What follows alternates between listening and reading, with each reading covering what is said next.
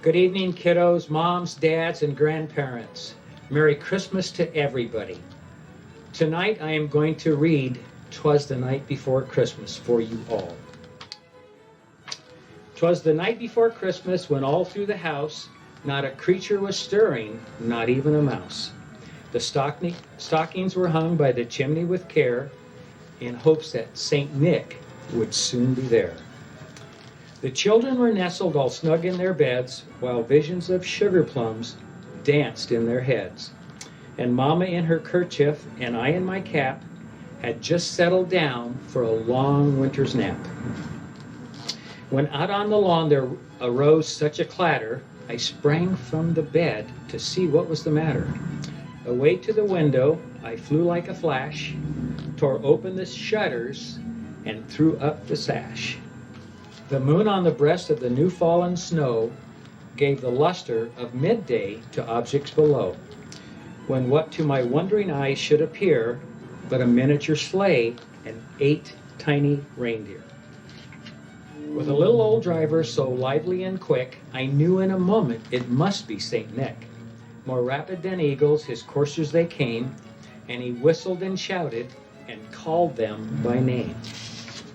Now Dasher, now Dancer, now Prancer and Vixen, on Comet, on Cupid, on Donner and Blitzen.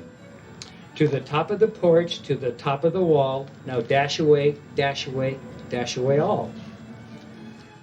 As dry leaves that before the wild hurricane fly, when they meet with an obstacle, mount to the sky.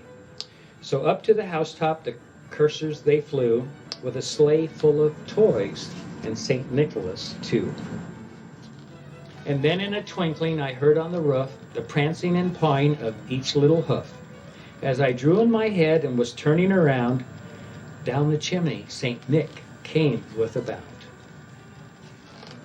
He was all dressed in fur from head to his foot, and his clothes were all tarnished with ashes and soot. A bundle of toys he had flung on his back, and he looked like a peddler just opening his pack. His eyes, how they twinkled, his dimples, how merry. His cheeks were like roses, his nose like a cherry. His droll little mouth was drawn up like a bow, and the beard on his chin was as white as snow. The stump of a pipe he held tight in his teeth, and the smoke, it encircled his head like a wreath. He had a broad face and a little round belly that shook when he laughed like a bowl full of jelly. He was chubby and plump, a rightly jolly old elf, and I laughed when I saw him in spite of myself. A wink of his eye and a twist of his head soon gave me to know that I had nothing to dread.